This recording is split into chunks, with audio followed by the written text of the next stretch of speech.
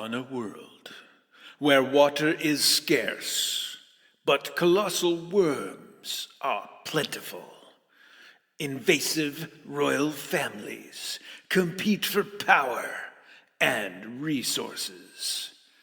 An entitled rich kid drinks in the desert, gets a girlfriend, fulfills a prophecy, and then conquers the universe. Femininity in the post-apocalypse.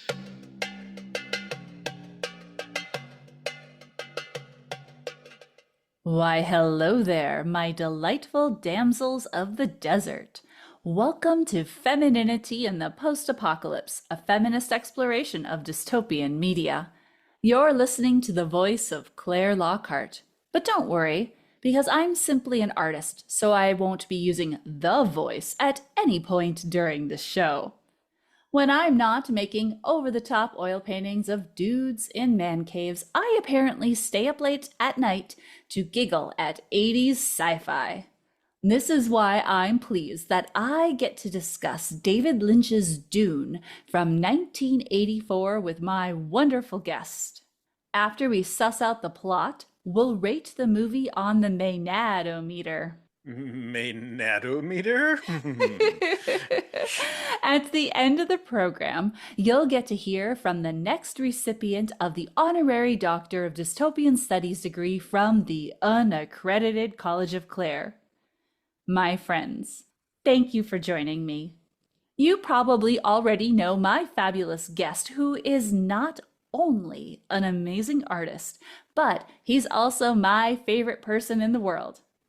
Aaron C Packard is an incredible photographer based in South Dakota, but he's known for traveling to photo shoots by van, plane, or motorcycle. He hasn't figured out how to fold space yet, but he's working on it.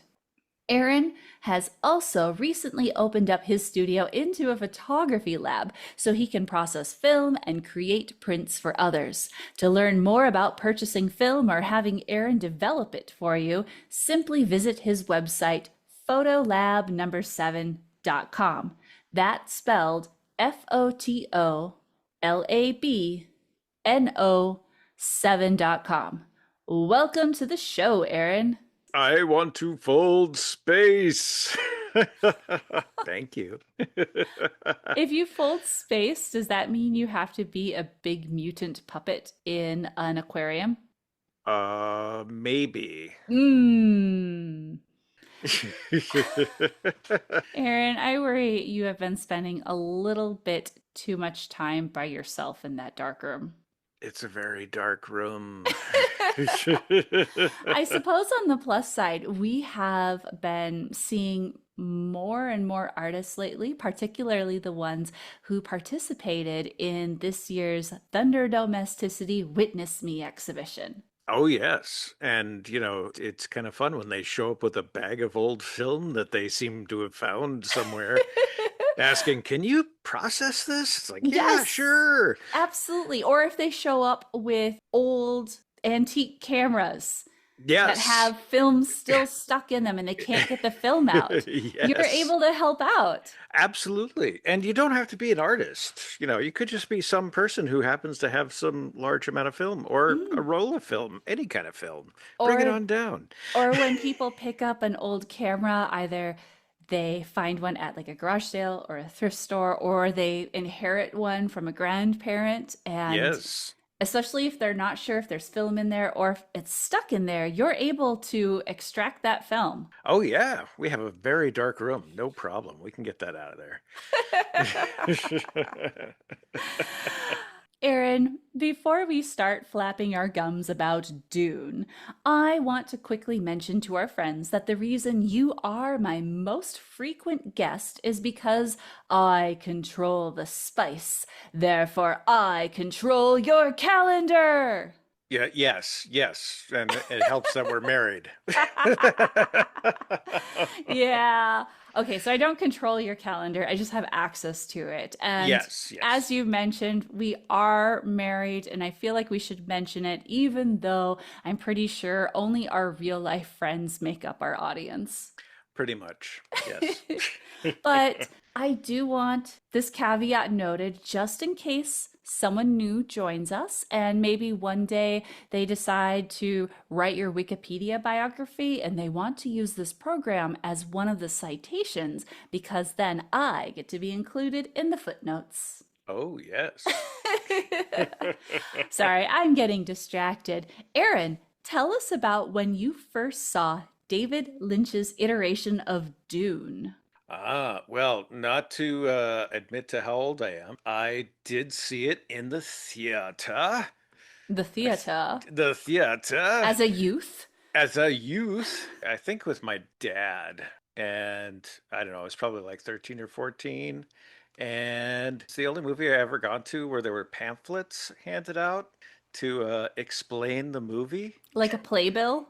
Yeah, kind of, sort of. It like had definitions and stuff in it. Oh no. It was really, really hilarious. How do you read that in the dark when I you're don't know. balancing I don't. Well, I popcorn think and you. snacks? Yeah. I have heard that this was an expensive movie to create, but did all the cost go to sending a copy of that pamphlet to describe all the key definitions to every viewer? Did they also need a hardbound copy of the book Dune? And that all came with the movie ticket. You didn't have to pay extra for it? Yes, and the copy of Dune. No, we didn't actually get a copy of Dune, but we got the pamphlet. And to think with the newest Dune movie, people had to pay quite a bit for those hideous popcorn buckets that look like a big cloaca with lots of teeth in it. Yes, yes, there were so many lewd messages about those popcorn containers. Those were not available with the Dune you saw back in 1984. No, no, definitely not. Although there was a line of toys. Yeah, I remember we saw it basically looked like a pooper scooper. It was a worm pooper scooper extraction Yes, toy. yes, yes, We yes. saw that in a comic book shop a while Yeah, ago. yeah, and some action figures. I wonder how many children got in trouble for playing in the cat box with that toy. Oh, that's not a sandworm. Ooh. Anyway, Aaron, I know that you know this already, and several of our friends have heard this tale before, but I want to admit that I never realized that Sting had more than one costume in this movie until pretty recently. And it turned out that I had never actually watched this movie all the way through until I started preparing to create this podcast. Claire, wake up! It's Sting in a speedo. Exactly. This is one of those perfect sci-fi movies to watch late at night, and I always drifted off to sleep on the sofa pretty early in the story. And I'm thankful you would wake me up so I could see that great scene where Sting struts around in his bewildering metal speedo. Yes, yes. According to the lore, he wasn't supposed to be wearing a speedo at all in that scene. Oh gosh. I feel a little less disturbed knowing that. But apparently, I would always fall asleep after that scene and then wake up again during the climactic fight scene. But because the camera was zoom in on his dead face, I didn't see that he was wearing a different costume. I just assumed he was wearing his futuristic underpants all the way through. It might have been a better movie. Yeah, definitely, definitely. Before we recount the plot for our friends who may also have a history of struggling to stay awake during this film, Aaron, do you mind sharing what we had to drink when we last watched Dune from 1984? Well, of course, we had to have water, which we had in the form of a can of liquid death. Perfect. Yes. And then we had a new cocktail we haven't tried before called Blood and Sand, Mm-hmm. which was equal parts whiskey, orange juice, vermouth, and cherry liqueur, of which I think we used Dr. McGillicuddy's. It was the only one available. Yes. Definitely not something I would normally have around. But seemed pretty thematic Yeah, for actually, it wasn't a bad drink. Dune. It was tasty. But speaking of alcohol, the Maenads from Greek mythology were known for drinking. I bring them up because after our discussion, we'll rate the movie using the Maenad-O-Meter, Maenad-O-Meter. which is our metric to measure the treatment of feminine characters in dystopian media. Are you ready for the movie synopsis? Oh yeah. In a world. In the year 10,191, a Renaissance festival princess from space provides narration to explain that a substance called spice is super important. It's wonderful to have a movie explained to you at the beginning. I don't really recall that happening too often. No, it's annoying. It's annoying to have a movie explained to you at the beginning. Do you know if that was originally planned or tacked on later? I believe it was tacked on later, just like those pamphlets we talked about, because Mm, they didn't think the audience would understand the movie. it kind of had a feel of the Blade Runner narration, Ah, yes, but yes. they couldn't get Harrison Ford to dress up like a Renaissance princess and do the narration for them. He was too bored. He couldn't show up. Oh. Anyway, this space princess informs us that spice allows space travel, and it's only found on planet Dune, which is actually named Arrakis. After some credits scroll by, along with a computer map of the planets, the audience is then dropped off at a goth Elizabethan cosplay convention occurring in a gilded hall. Some pasty bald white guys sporting very long winter coats arrive. Oh, those were nasty coats, I hear. Oh, they looked gross, but tell me more Yes, about them. according to one thing I read a while ago, that they were actually made from discarded used body bags. Mmm, yeah, that's gross. Yeah, it's really gross. These men kick out a bald woman who they accuse of being a witch. Instead of seeing if she weighs less than a duck, the men roll in a giant aquarium housing a floating testicle monster with a flapping cloaca mouth and little baby hands. He is kind of just like a floating scrotum. Okay. This colossal scrotum creature wants to speak to the space emperor, who is notably not Salvador Dali. Sadly so. Well, I don't know how I feel about that. Is it, True, true. would it have been in Jodorowsky's Yes, yes. movie version of Dune that Dali would have been the emperor? But Dali was a fascist, so Yes, absolutely. even though that's perfect to play a dictator, emperor, fascist guy, Well, I yes, just wouldn't want to yes. work with him. I mean, the other surrealists kicked him out. Mm-hmm. Anyway, Mm-hmm. they discuss some important plot points regarding the House Atreides and the Baron Harkonnen, but stories about political intrigue, whether they're in space or not, always fail to hold my attention.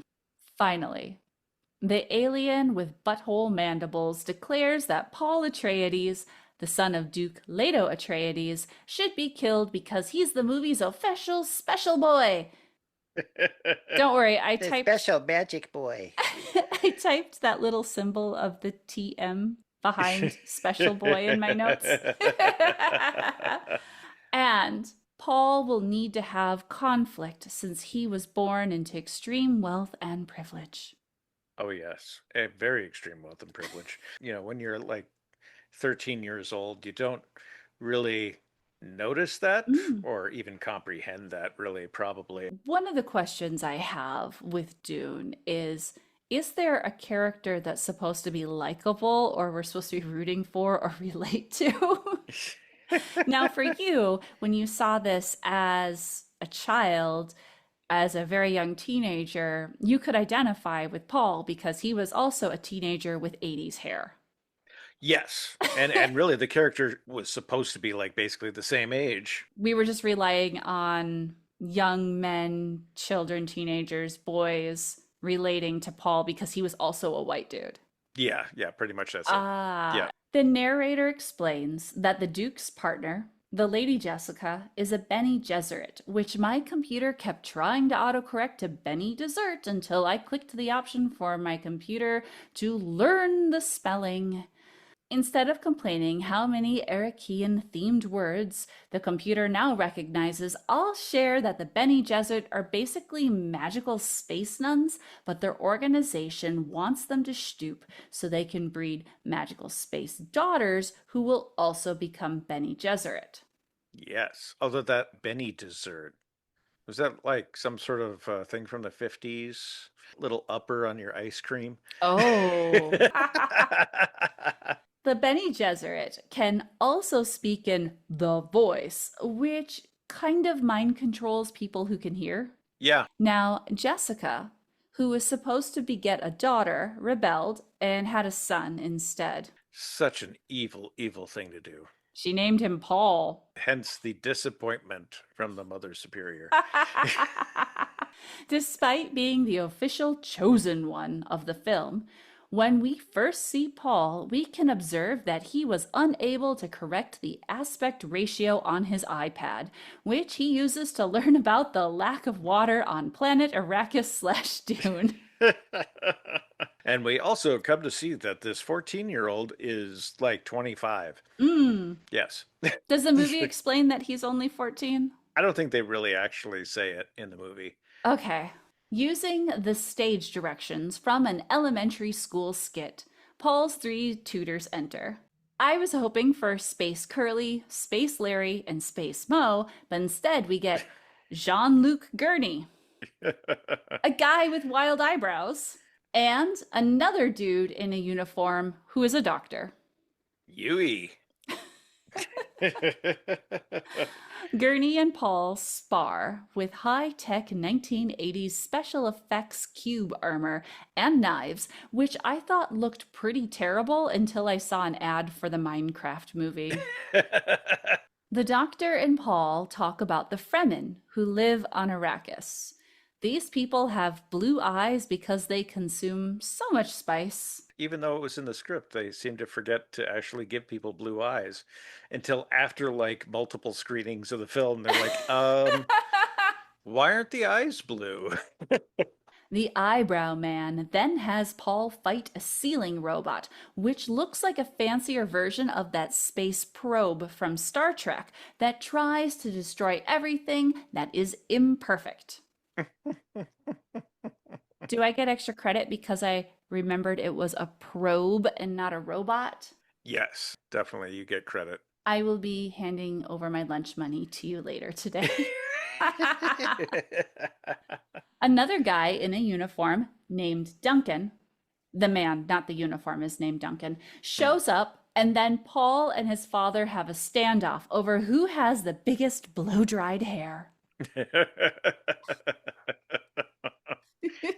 Now, do they have to do the big blow dry because when they wake up, their sleepers have awakened? That was a bad joke. That didn't work.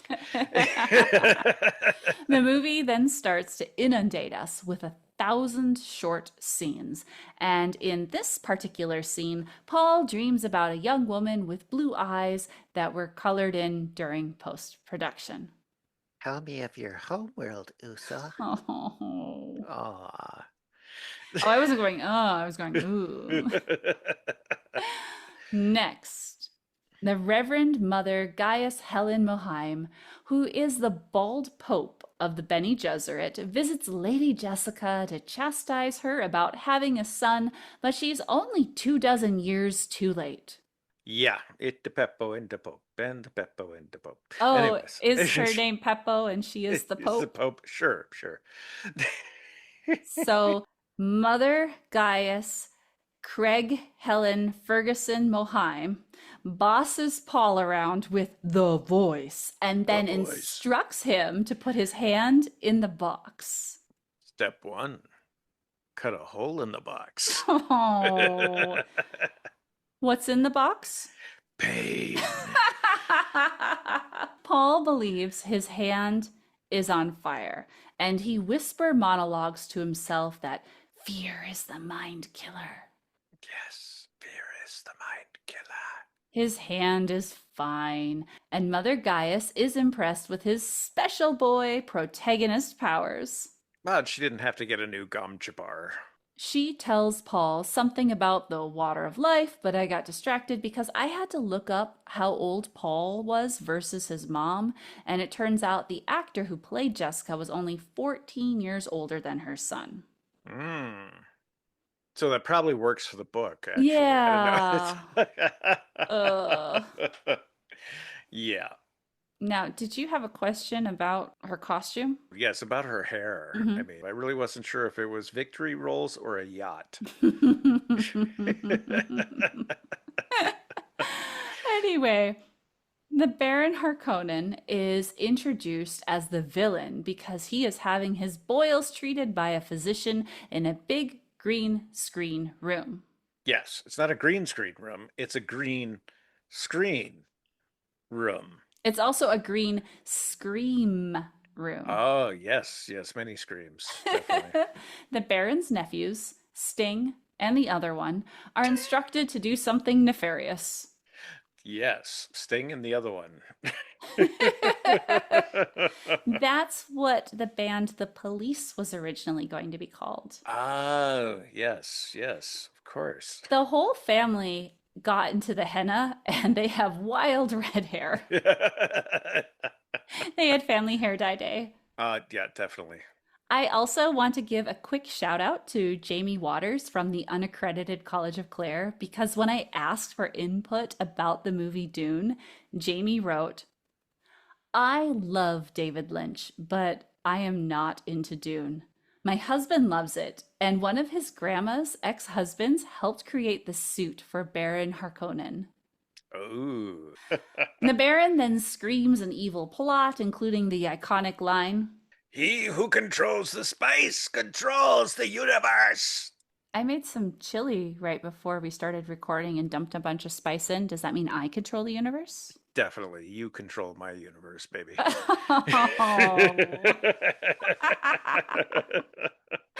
The Baron then zooms around the room in his fat suit and bathes in some Hershey's chocolate syrup. Hopefully. A nervous young man with a tragic haircut brings flowers right before the Baron lunges at him and unplugs the man's external heart valve tube. But I think that was supposed to be a metaphor for the Baron sexually assaulting this character. Ugh. I'm not sure how the Baron's costume or actions were meant to be interpreted by the original audience, but it didn't age well. No, it did not. It's definitely falling into this kind of, I don't know, stereotype or trope that is not a good one. Yeah, there's quite a few negative stereotypes that I think are wound up in the Baron. And I probably should have also stated a warning at the beginning of the synopsis about the violence, but sometimes I get bored when taking notes and I forget. Anyway, Scrotar, the space-traveling alien with the pulsing cloaca mouth, floats around in a snow globe to represent folding space, whilst shooting lasers out of its fleshy beak. Yes. And flapping his little arms. That's how he's flying. Yes, flapping his little arms. And the narrator explains that the Harkonnens were the previous ruling family on Arrakis before the Emperor sent the Duke Atreides to impose his will. Mm-hmm. Neither of these families originated from this planet. The Duke and his family arrive with a very happy puppy with a swooshed up face and a floppy tongue. Oh, just like any good colonizer would do.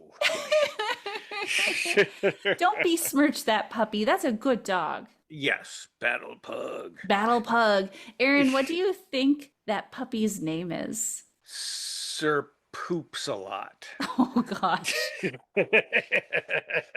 That dog was wreaking havoc on set. It was chewing up extras' shoes. It was trying to take a nap in the battle droids. Yeah, we don't know that for sure. Oh, no, no, no. Somebody start this rumor. The reason this movie is so baffling and confusing is that naughty puppy found David Lynch's notes, like the storyboard for the day of the shoot, and then chewed it all up. And he was trying to piece it back together, and it just didn't quite work. Oh, yes. Yes. Several pages were missing. Maybe if we could see his original, like, 6-hour cut of No. the movie, it would make sense. No. I thought you loved me. Don't make me watch that. There are a lot of soldiers on Arrakis to greet them. They apparently love colonialism. Definitely. The Duke and Paul change into their still suits, which are reverse scuba suits and are necessary for traversing the desert. Mm-hmm. These get-ups collect the wearer's sweat and urine to create the most disgusting homemade Capri Sun juice pouches ever, which is apparently very refreshing on this dry planet. Apparently. Yes. Although Nothing like walking around in your own outhouse. Oh. A new character, Dr. Kynes, is impressed that Paul was able to dress himself even though he is an entitled rich kid. Again, it is the legend. Ooh. Now, how is it that they keep on using that line in this movie? I guess it kind of starts from here, but it's the legend. Once again, it's the legend.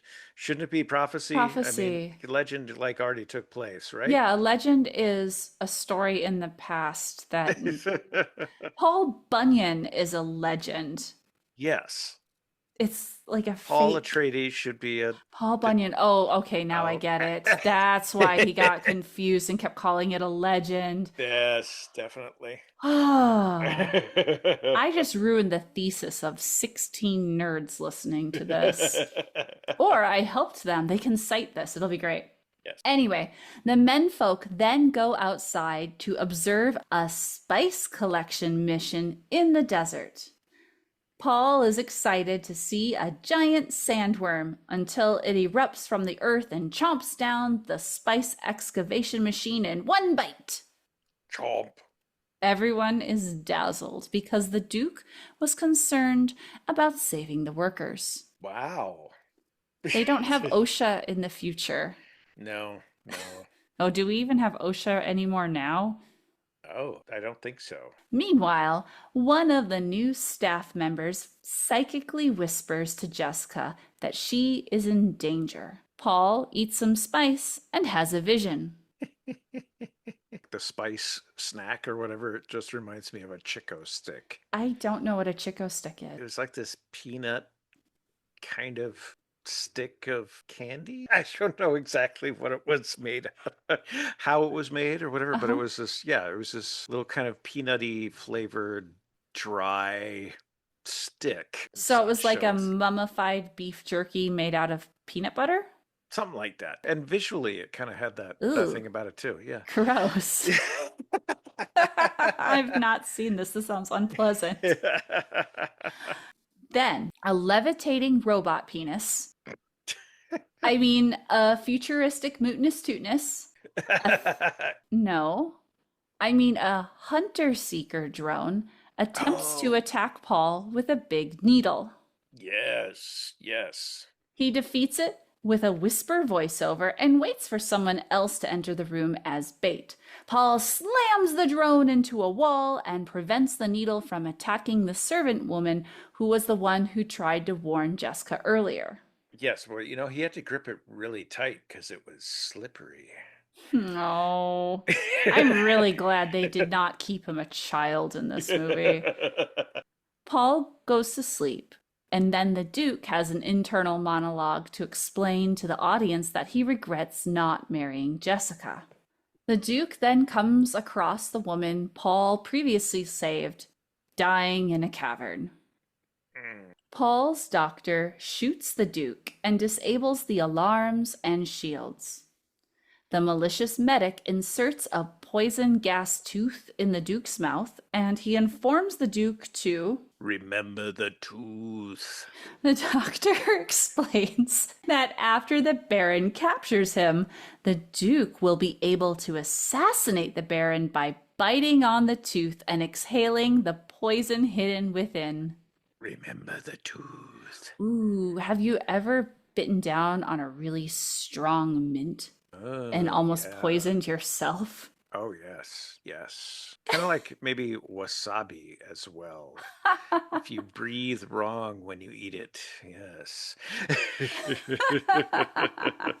The Baron captures Jessica, spits on her, and then two men who didn't hold still during their haircuts fly abound and gagged Jessica and Paul into the desert. Jessica and her son use the Bene Gesseret trick of the voice to defeat the men so they don't assault her and so Paul can overtake the aircraft. Meanwhile, the Baron taunts the Duke, who remembers the tooth, but his death breath doesn't kill the Baron. Nah, it gets the other guy. Kills off Chucky. Chucky? The actor is the one who originally did the voice of Chucky. Oh, cool. In a different universe, Mark Hamill played that part. Yes. But Mark he was Hamill busy did as well. making Star Wars or something. Yeah, something. I wonder if that was a successful movie. What, Star Wars? Yeah. I don't know. Paul crash lands in the desert, and the throbbing extraterrestrial, stitched together out of 1,000 gonads, states once again that Paul should be exterminated. And those little arms. Paul whispers that he is Muad'Dib as he clutches his dead dad's ring. Paul lectures at his mom that the spice changed him, plus he knows she's pregnant. He makes a whisper promise that he'll destroy the Emperor and the Baron. The sleeper will awaken. Maybe he shouldn't be driving when he's so tired. That's why he crashed the spaceship. Yeah, probably. The two of them put on their stillsuits so they can traipse across the desert arrhythmically like Steve Martin in The Jerk. I just need this chair. And this lamp and this ring. And that's all I need. I just have to not walk in rhythm. Which is wild because every version of Dune I've seen, it's people trying not to walk in rhythm, but they are repeating a pattern. Just because you're walking in 5/4 time, 9/8 time, that's still rhythm, guys. They next encounter a group of Fremen. Jessica captures one of the bearded men, who is impressed by her weirding way. Yes, if you can capture the strongest of us. And she's invited to teach the community. What is it with the legend? It's always the fucking legend. Maybe this is why I'm having a hard time finding a teaching job, Aaron. I hardly ever take the people conducting interviews hostage after consuming drugs and crashing a vehicle. Yeah, we're not that entitled. Paul meets the literal woman of his dreams, who introduces herself as Chani. In front of the entire underground community, the bearded man tells everyone that Paul's secret name is Usul, and Paul says his public name will be Paul Muad'Dib, but everyone keeps calling him Usul. Tell me of your homeworld, Usul. Tell us about it, Janet. There are 20,000 people in this movie, so it's a great idea to give one of the characters numerous names. This movie wasn't confusing enough, and the book it was based off of was really short, so I'm glad they decided to keep renaming the protagonist.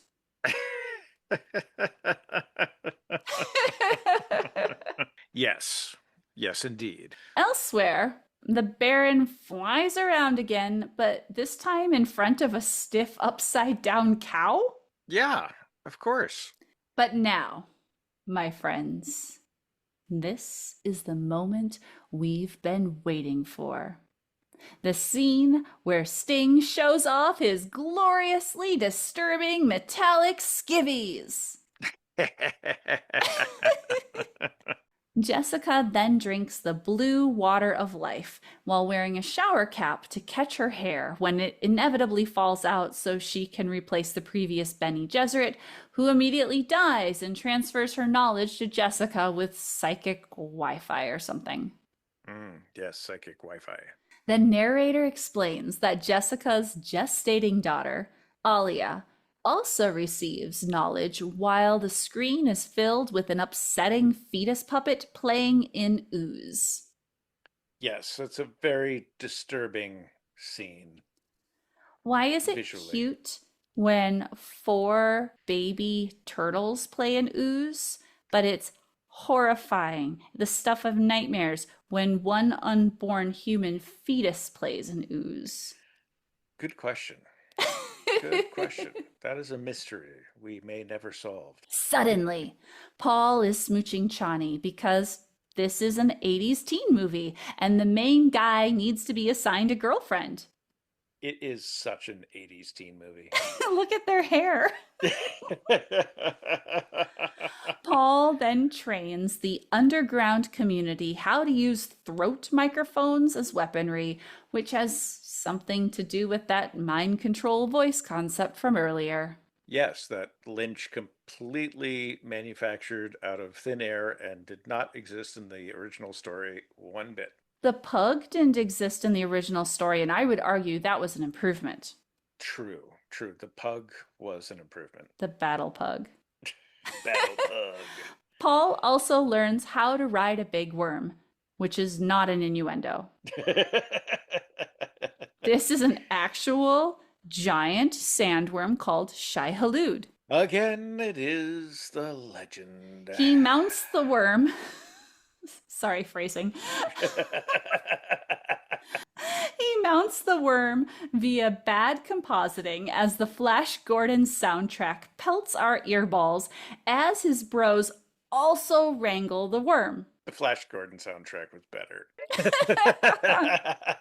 And in this scene, there was a noticeable hair that dipped down from the top of the frame. Oh, right. There was like different compositing going on there. So I suspect that's from one of the transfers to a print for showing in theaters, but I don't know. Paul and his buddies attack the Baron's soldiers.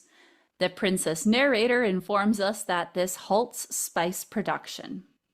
Patrick Stewart, who suddenly appears during a battle scene and sporting tragic hair extensions, embraces Paul. You young pup! You young pup! Oh, is that why the battle pug is there? Yeah, maybe. Was he remembering the pug when he said that? Not Remember the pug. Then, an oozing bald man yells at the Emperor to restore the spice production, and they reveal that they're afraid Paul will consume the water of life. Paul immediately goes to the desert with his bros to start drinking. Yes, the water of life.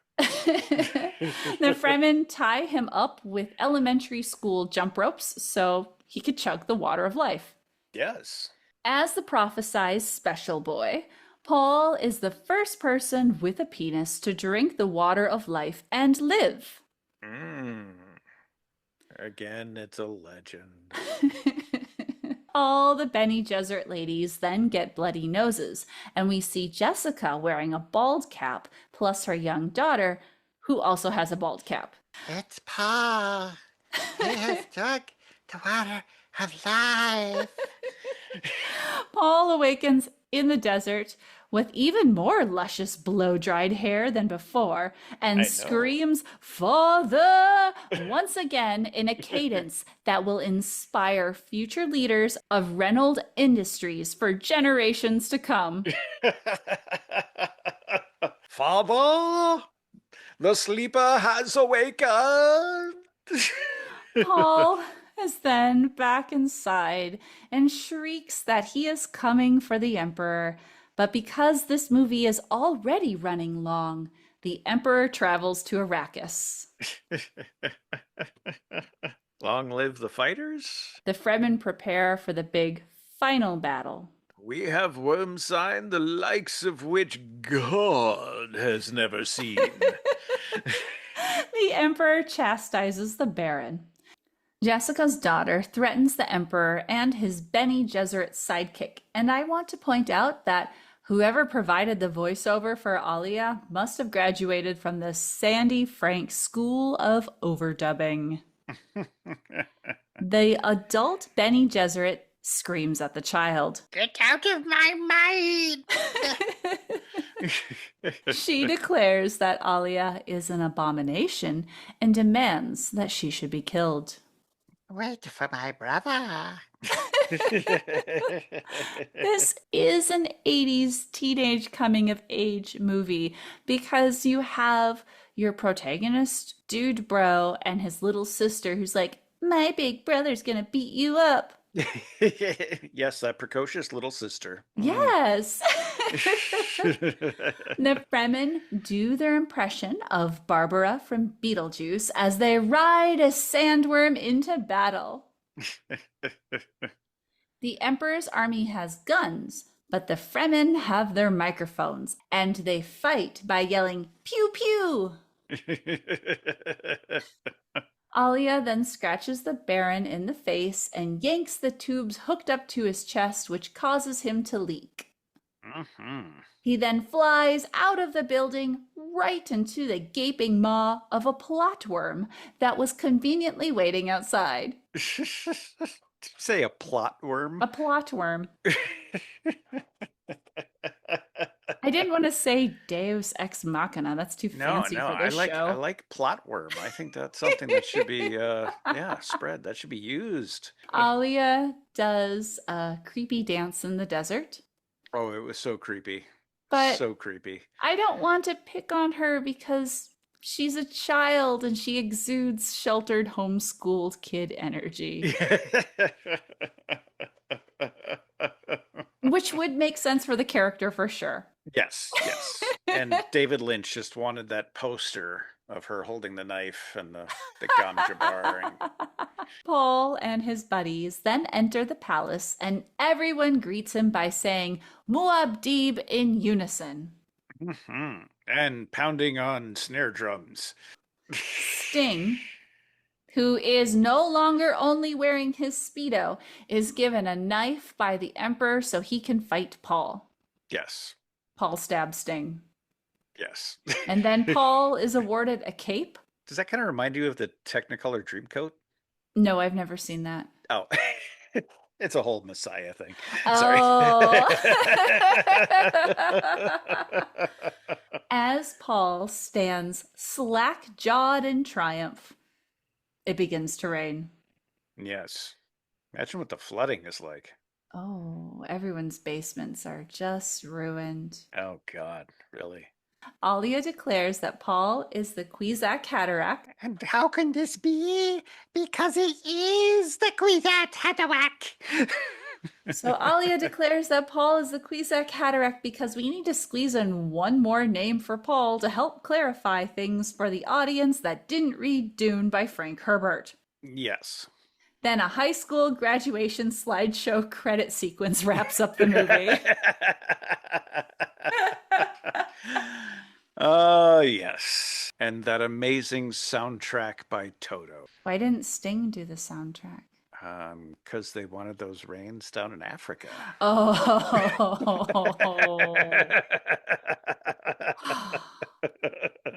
Now, my only regret is that I didn't learn how to use the voice, because if I did, I would use it now to make everyone give in to the demands of our sponsors.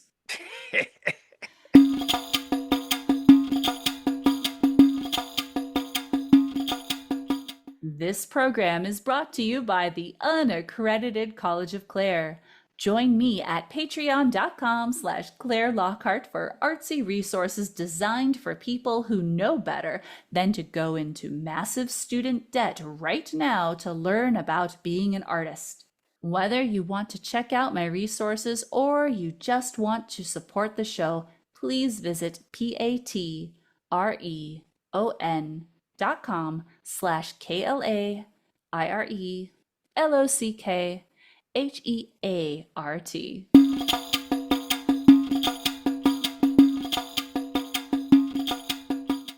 Welcome back, friends. I want to remind everyone listening that the goal of femininity in the post-apocalypse is to explore dystopian media with an intersectional feminist lens. I'm especially interested in examining how people of marginalized genders are included because they're often missing from art, books, and movies. This is a shame because women tend to make up about half the planet, and they should be included in stories. Of course, I understand there are bigger injustices currently happening in the world right now, but I feel pretty powerless. However, I can illuminate the cultural mistreatment or exclusion of women with the hope that it will help improve our lives. Aaron, can you only imagine what our lives would be like if Americans thought women were people and they voted for a different president right now? Yeah, the entire world would be under a bit less stress.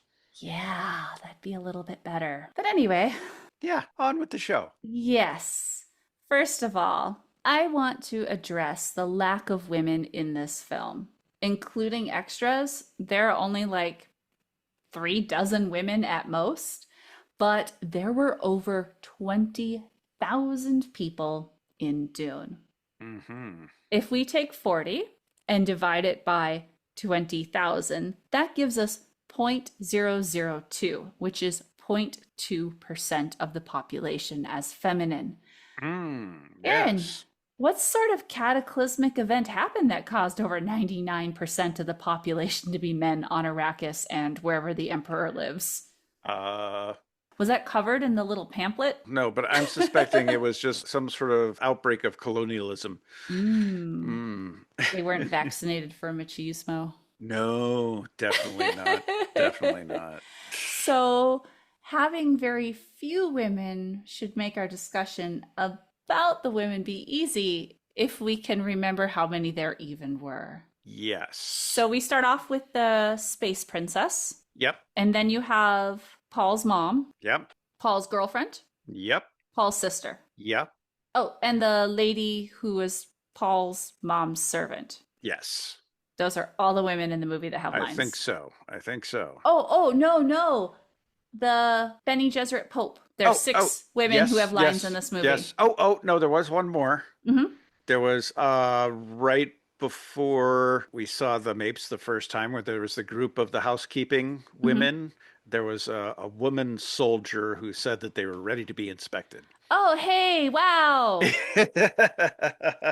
That's still less than 1% of the population. Oh, yes. So with all of those characters, with such great character development, did any of them even stand out to you, Aaron? I mean, maybe three. Jessica, Alia, and Mother Mohem, etc., etc., etc., etc. Well, no wonder the Bene Gesserit were mad that Jessica had a son instead of a daughter. Well, yeah, totally. How many did we count? Was it 6 or 7? I think it was 7. Okay. Yeah. 7 out of the 53 speaking parts in this movie were women and girls, which is about 13% of the cast. Yes.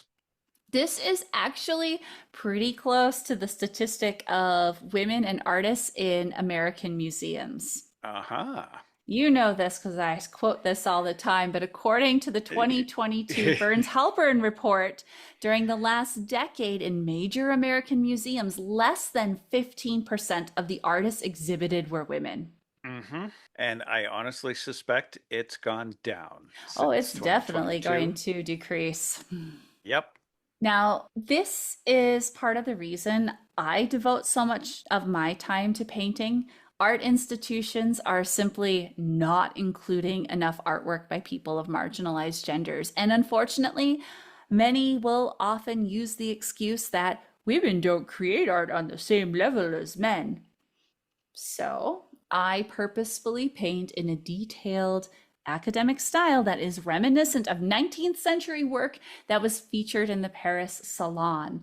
I will spend hundreds of hours on a single composition, so longer than it takes to read the original book Dune. But I will spend hundreds of hours on a single composition, so my paintings look like they belong in museums next to old artwork. Mm-hmm. One of my recent paintings that I completed with generous support from the Pollock-Krasner Foundation actually has a Dune poster in the background. And I wonder how many people have noticed that. Yeah, I don't know. Maybe I should have titled the characters in that the Kwisatz Haderach and Muad'Dib. Ah, perhaps. But if any of our friends listening haven't seen it yet, they can see that painting on my website in the brodalisque section. It's an amazing painting. And that's because I have some incredible models, one of which you might be a little familiar with. Because yeah, it's you. And in this painting, you and my other model are wearing some amazing suits. Oh, yeah. Yeah, you have a leopard print suit, Yeah. and the other model is wearing a tiger stripe suit. Mm-hmm. But speaking of suits, let's talk about the still suits in Dune, because the still suits were an important component to this movie. Yes, they were. I joked earlier that they were reverse scuba suits, but I want to know what you think of them, Aaron, especially since you used to scuba dive in the desert. There's some pretty hefty differences, I would have to say. But yes, I did used to scuba dive in the desert as an art piece. What was that performance called? That was the Temple of Waterboy at Burning Man, which was by Marc Kornblatt. That was his art project. I was simply the evil stunt double. The evil stunt double. Yes. Was there a non-evil stunt double? No, that was just Marc. Oh, okay. And can you explain what this performance entailed for those who did not see you scuba diving in the desert at Burning Man? Well, Marc created this large transparent suit using kind of what waterbeds are made out of that was suspended from this big structure that was filled with water. So we'd be inside of a suit, but underwater scuba diving in the desert. and then he came up with another version, which was Buckethead, which was just the snorkeling version, where we would have these tanks just on our heads that were sealed around our necks and filled with water, and we had snorkels and would walk around. It was an interesting experience doing that. Yes. And when you emerged from the Waterboy suit, did you blow dry your hair to 80s perfection? No, definitely not. You're never going to get to be the Kwisatz Haderach at that case. No. Did you have anything else you would like to share about that? Or shall we move on to the Maenad-O-Meter? I think we can move on to the Maenad-O-Meter. The Maenad-O-Meter. Maenad-O-Meter. The Maenad-O-Meter is our feminist rating system invented to evaluate dystopian media on a scale of 0 to 5 skulls. The Maenads were followers of Dionysus. They drank wine in the woods and occasionally ripped their oppressors to shreds with their bare hands, so a higher skull rating means this movie included feminine characters and treated them well. The evaluation will be based on the representation and dignity of people of marginalized genders, not if we personally like the movie. We'll consider the amount of feminine characters included, if they are central to the work, and how they are presented visually. Do you mind if I share first? Please do. I'm going to give David Lynch's Dune 2 skulls. There was a lack of diversity with this movie overall, and I'm not really sure how we are supposed to interpret the Baron assaulting his servants. Additionally, less than 1% of the population in this film was feminine. On the plus side, the women weren't objectified visually, which is pretty radical for a 1980s movie, and I want to give everyone credit for that. The most scantily clad character was Sting. I'm not sure why, and frankly, it's none of my business. It was in its contract. However, to be serious, most of the women really didn't impact the movie. I don't want to get into the weeds about the source material since we're striving to talk only about this iteration of Dune, but the women only existed to prove how important Special Boy Paul Atreides slash Usul slash Muad'Dib, the Kwisatz Haderach was. At least some of the men got to be his friends or comrades, but it felt like all the women were there in service to Paul. Yep. Yeah, I think you summed it up pretty good there. And I don't even want to go on a tangent about the concept of Orientalism in this movie and how it was or wasn't presented. We don't have time for that. So, Aaron, how would you rate Dune using the scale of 0 to 5 skulls? I was edging more on the 1.5 skull, I think, and pretty much for the same stuff that you were pointing out. I mean, honestly, I have to say that this is one of my favorite guilty pleasure movies of that time frame. There's quite a few of them from that time period, actually from 1984 itself. It seems like there were a lot of them made that year. You were at an impressionable age. I was. But yeah, I mean, it is definitely perhaps the worst film adaptation of Dune so far. I'm not saying that any of them have really pulled off the book, but this one, yeah, did some interesting things. Just wait until I get the rights to produce Dune the musical. Only if it is David Lynch's Dune, the musical. Sorry, I didn't mean to interrupt. Continue with your rating. But yes, otherwise, I totally agree on the women characters within the film, and we could say within the story itself. They're very non-consequentially and just there to kind of shore up the idea of Paul in its character. It's 1.5. I think that's kind of where it stands for me. Thanks for sharing, Aaron. Now, my rating was actually closer to the average score given by the amazing people at the Unaccredited College of Klaire. I know I say this every time, but I really do enjoy learning what my friends think about the movies we watch, which is why I always ask everyone to head to UCK to share their thoughts. For David Lynch's Dune, our friends at UCK gave it an average of 2.25 skulls. Mm-hmm. Yeah. I want to quote Riley, who wrote, "I enjoyed the movie, but you cannot fit Dune into 2 hours." Aaron, this is the second time we've attempted to talk about Dune in a short amount of time for this show. Yes, definitely. How does that make you feel? Wormy? I don't know. Aaron, I would apologize for continually talking about Dune with you, but you're the one who made me watch the movies and read the books. Yeah, it's my fault. You have no one to blame but yourself. At least I haven't made you pose for one of my brodalisque paintings while you're wearing Sting's tiny, shiny undies. Wow, say that 5 times really fast. Tiny, shiny undies. Actually, if you could get them or make them, I would wear them. I wonder what sort of grant I would have to apply to fund that painting. Is there a Lynch Foundation now? I have no idea, but if they need an artist in residence, let me know. Yes.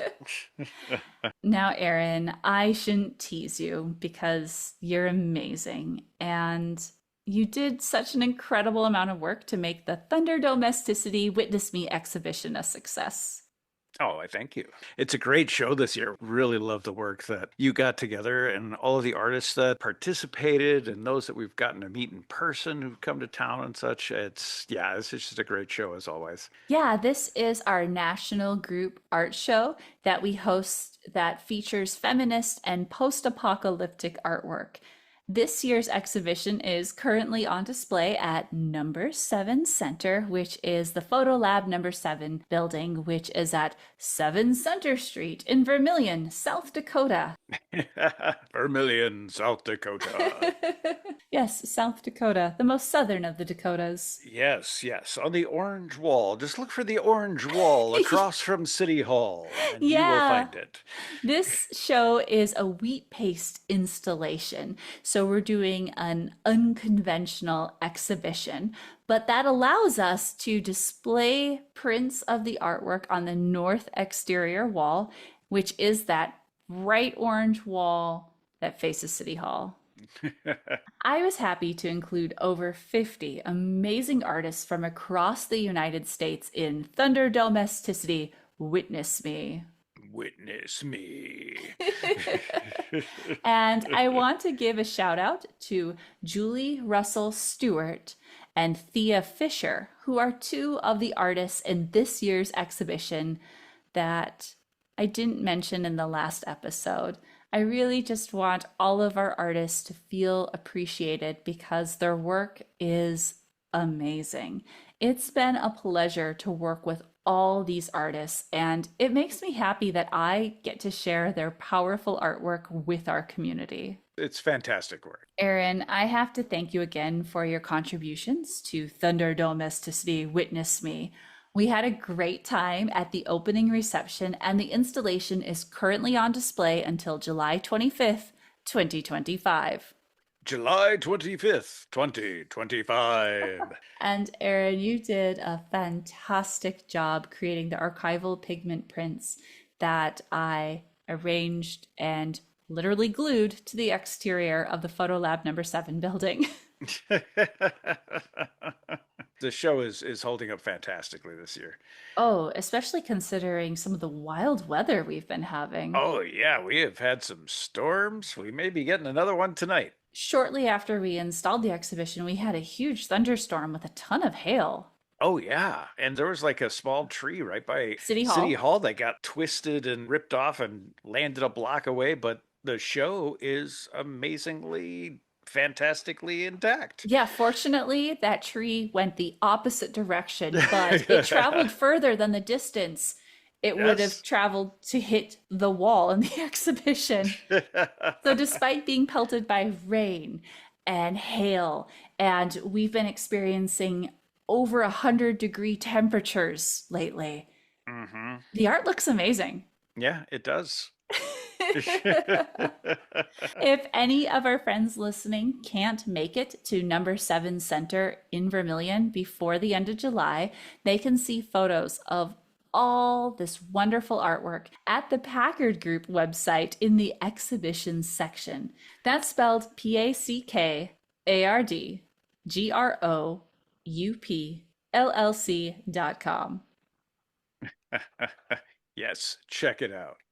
Oh, yes. If you can't get to Vermilion, do check out the show on the wall and such. But if you can't get to the website, see the amazing work of these artists that contributed. It's just a fantastic show once again. Yeah, I have to thank all the artists who participated in this year's exhibition. And Aaron, I need to thank you for creating the prints. And then, of course, I need to express my gratitude for you for not only being the most amazing person in the universe, but for being my guest today. Oh, I thank you. And you are amazing.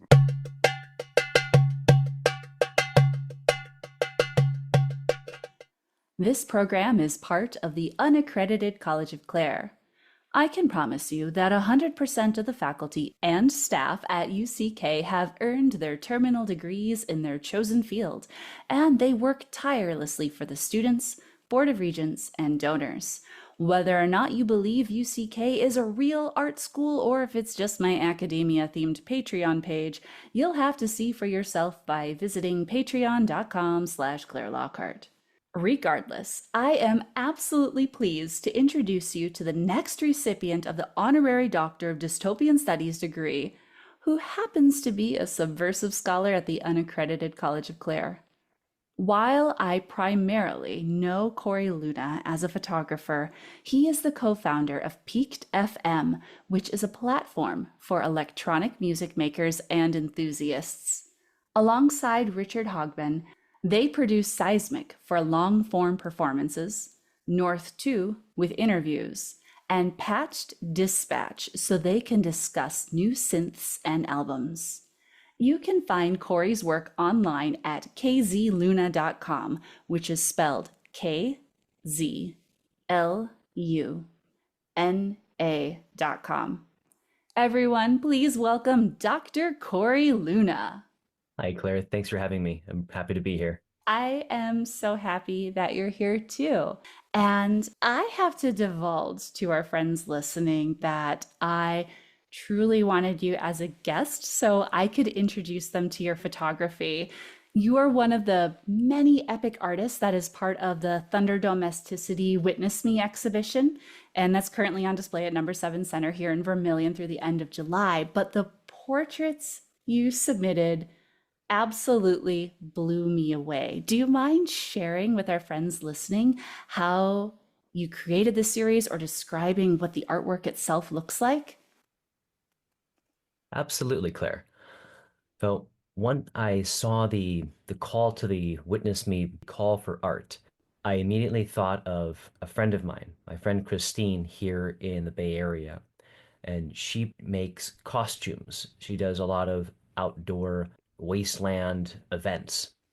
And as soon as I saw the art call, I thought immediately that Christine's style, her costume designs, fit the call for art perfectly. As I was talking with Christine when we were getting ready for this project, I invited her to collaborate with me so that she would be our main subject and I would be the photographer to work on this project.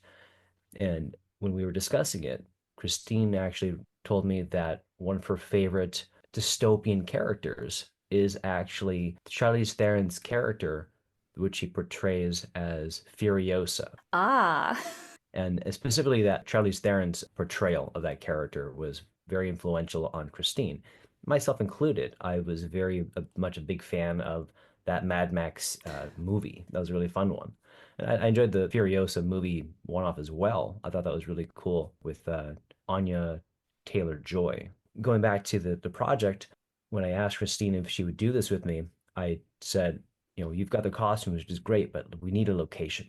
And right away, she gave me a couple of locations here in San Francisco. And the one that we chose is called Battery Chester. And this is part of the Presidio here in San Francisco. So in some of the photos, you'll actually see far off in the distance, which are out of focus, you can see a part of the Golden Gate Bridge in one of the photos that I submitted. And then in some of the photos that are throughout the series, you can see a little bit of the coast of San Francisco looking out to the Pacific Ocean. So this actually puts it into a landmark. And also we shot at Battery Chester, which is an old bunker that was built in the 19th century. It's now defunct, of course, and has lots of graffiti all over it. And sometimes you'll see skaters practicing there, which is really cool. But it worked out really well. I brought out my strobe and my partner, Mila, who actually I know Christine through my partner. The two of them went to college at Mills College, which is was an all-girls school. that's So awesome. And I want to talk about the composition itself. So, you partnering with Christine is perfect. Her costume is reds and blacks and shoulder pads and spikes and feathers. Her makeup is so fierce. It just made me make sure I didn't want to mess with Christine. Her expression is perfect. You did a great job of directing. The lighting is great. And the location you have, there's this sliver of a gray slab building that she's peeking around, and it has this wonderful narrative structure. So, learning more about the artwork itself is so exciting for me. I really want our friends listening to be able to see your badass photography, particularly of Christine. So, how will they find this on your website? So if you navigate to kzluna.com, on the main page, select Portraits, which has a portrait of Christine. On the top page, click Witness Me or Witness Christine, I believe is the title there, right underneath a picture of Christine. And there you will find 15 photos from the set that I actually edited. and post it on my website. It's a great series, and I hope everyone else will enjoy it as much as I did. But Korey, thank you so much for joining me. Between your work as a photographer and music producer, I really appreciate you taking the time to be here. Because I respect your time, I won't require you to give a long speech at some boring graduation ceremony to receive your honorary degree. Instead, I'm going to ask you 5 little questions. I am ready. To begin, what is one of your favorite post apocalyptic movies? Delicatessen is one of my favorite dystopian films, which was filmed in 1991 in France. This is a movie by Jean-Pierre Jeunet and his collaborator Caro. And for dystopian film, it's a very whimsical movie as the main character, played by Dominic Pinon, he's basically a clown, as we see through the story, is that he used to perform with a chimpanzee. And this whole film really takes place in this defunct apartment building somewhere in France, where the landlord also has a butcher shop. And they basically use the new tenant as the meat source in the film to feed everybody who lives there. You get to see all the crazy characters that live in the building, like these two brothers that make cow, the little box that makes a cow noise when you turn it upside down. And you see they're tinkering in it. There's a hermit guy who just lives with like snails and bugs and just never leaves, and that's all he eats, which is strange and fun, but very French.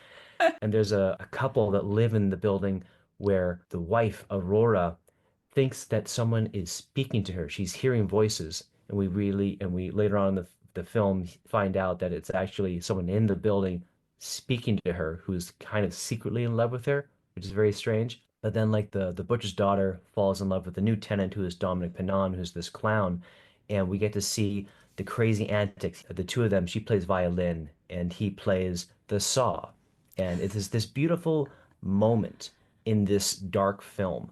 And of course, the whole point of it is for Dominic Pinon to be the next meal for the tenants. But the daughter of the butcher loves him and has to help him escape. For a dark film, almost maybe like a black comedy, this is something that sticks out to me as one of the most unique dystopian films because it's not vicious Mm. compared to and it's not an action film. Where when we think about dystopian films, a lot of those tend to be in a thriller or a horror film kind of genre, very action packed.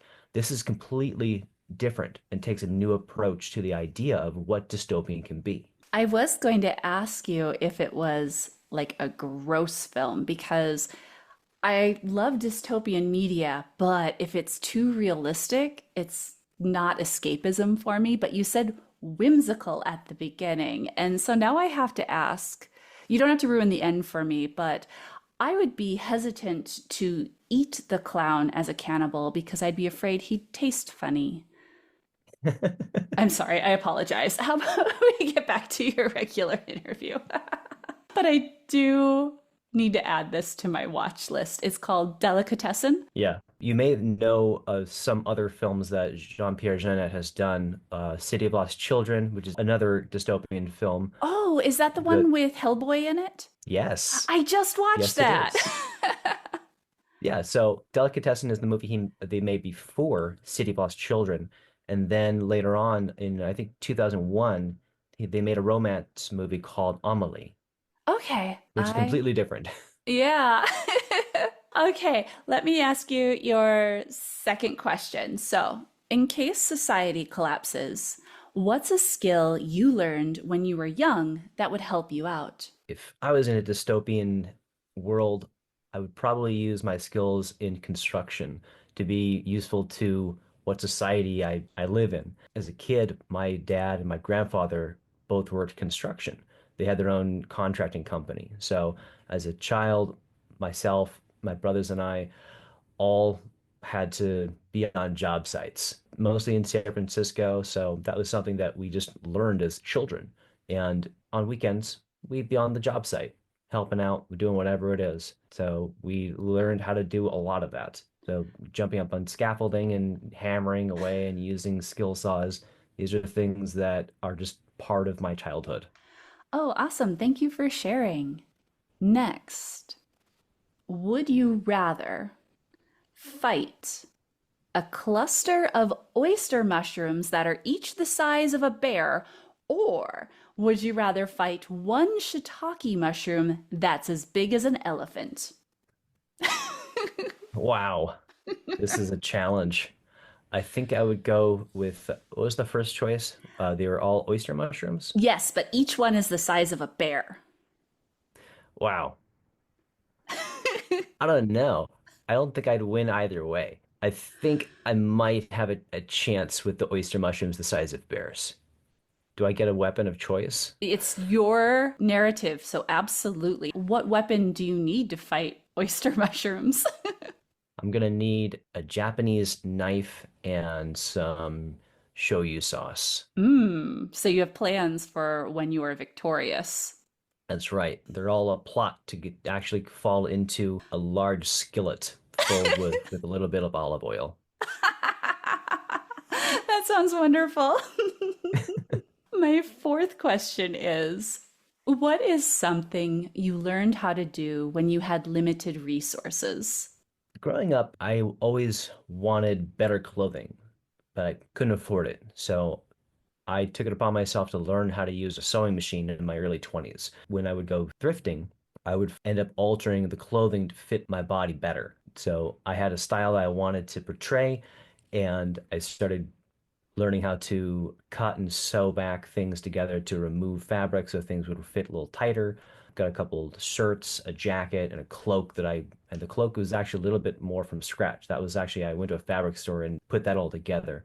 That was actually something I did for a Harry Potter costume. Oh, that's great. Not very many people do know how to sew, whether they're mending, tailoring, or creating from scratch. But finally, what words of advice do you have to share for us when life feels too chaotic? I always tell myself, and I encourage also those at work as a mentor, I always tell my crew, don't panic. Which is, of course, from Hitchhiker's Guide to the Galaxy. On the back of the book, in friendly letters, it says, don't panic.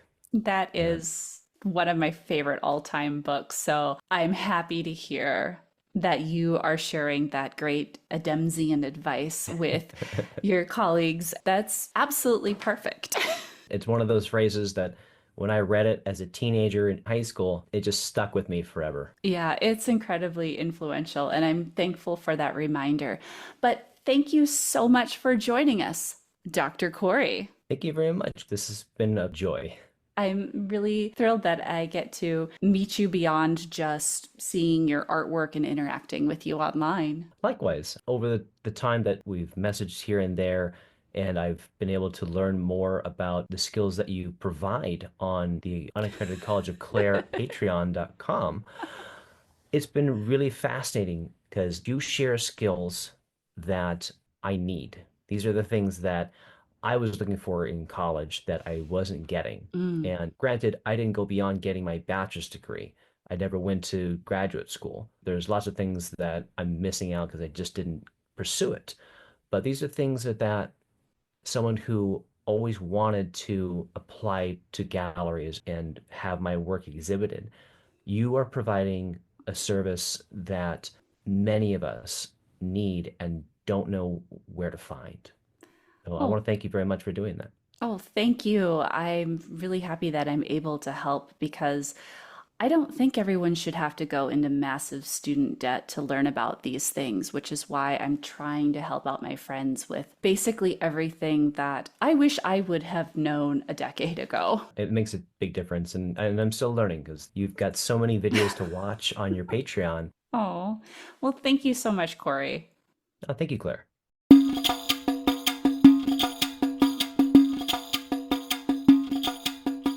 Femininity in the Post-Apocalypse was created and edited by me, Klaire Lockheart. Thank you for listening.